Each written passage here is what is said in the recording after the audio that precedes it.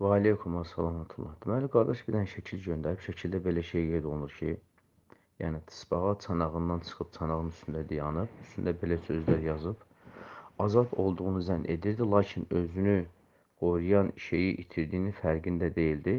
Dörd məzhəbin usulunu tərk edənlər də bunun misalı kimidir. E, Altda da qardaş sual yazır ki, onda belə çıxır sələf, onda heç nə sayılır. Hə, bir də burada olanlar общий qrup üzvlərinə aiddir. Siz hamınız sələfsiniz, yoxsa sizlərdən dörd məzhəb üzəri gedənlər var. Əslində onların çəkdiyi bu şəkil bir növ həmçində istehzadır. Ona görə ki, açıq-aşkar yəni sələfin yoluna istehza eləməkdir, məsxərəyə qoymaqdır. İkinci, bu şəkli çəkənlər ki, dörd məzhəb üsulu və s. deyənlər, qısa və konkret onlara demək lazımdır ki, yəni bu dörd məzhəbdən əvvəl onda bu sələflər hansı yolda olublar?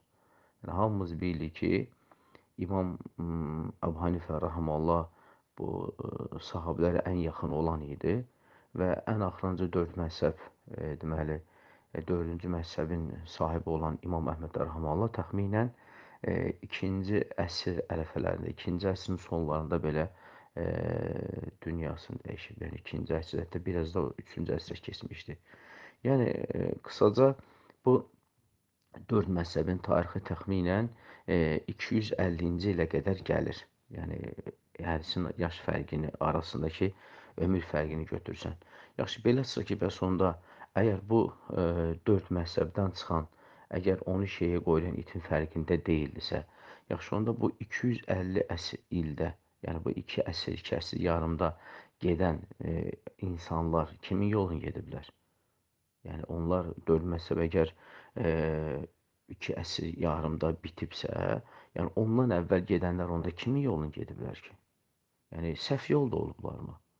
Xeyr. Bu dörd məzhəb ümumiyyətlə dörd məzhəb.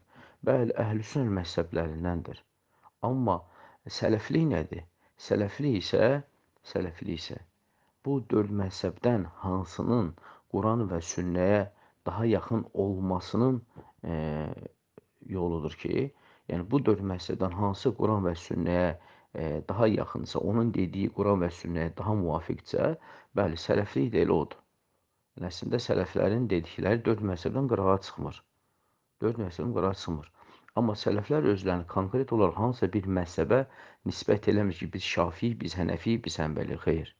Sələflər Quran və sünnəyə özünü nisbət eləyir. Yəni sələflərin yoluna nisbət eləyir. Dəlil varsa, tam ki, hansısa bir məsələdə Əbu Hanifə rəhməhullah dediyi haqdırsa, bəli, sələflər onu götürür. Yox, İmam Əhmədin dediyi səhihdirsə, onu götürür. Yox, İmam Malikin dediysə, onu götürür. Yoxsa İmam Şafiin dediysə, onu götürür. Yəni, bu dörd məzhəbə ilzəm eləyənlər, cəmaatı kimə ilzəm edirlər ki, sökmən dörd məzhəbdən getməlisiniz, dörd məzhəbdən qırağa çıxsaz, siz çanağınızı itirmiş kimi olursunuz. Sual verin ki, siz bu məsələdə dörd məzhəbdən birinin sözünü gətirin ki, ya Əbu Hənifənin, ya Malikin, ya Şafinin, ya Əhmədin sözünü gətirin ki, onlar deyiblər ki, siz bizim yolumuzdan çıxmayın. Varmı belə söz? Əsla yoxdur.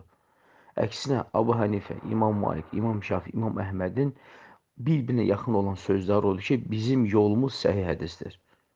Əgər hardasa səhih hədis tapsanız, bizim sözümüzü divara vurun. Qutardı, getdi. Və bunu edənlər də Allahdan tövbə eləsinlər, bağışlama diləsinlər. Və əlhəmdülillah tarix boyu biz bu cür bidət əhli, zəlalət əhli çox görmüşük. İnsanları məzhəbə çağıranlar, məzhəbdə formalaşdırmağa çalışanlar və s. çox görmüşük, əlhəmdülillah.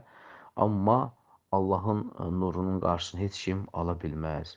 Allah öz nurunu yayacaqdır.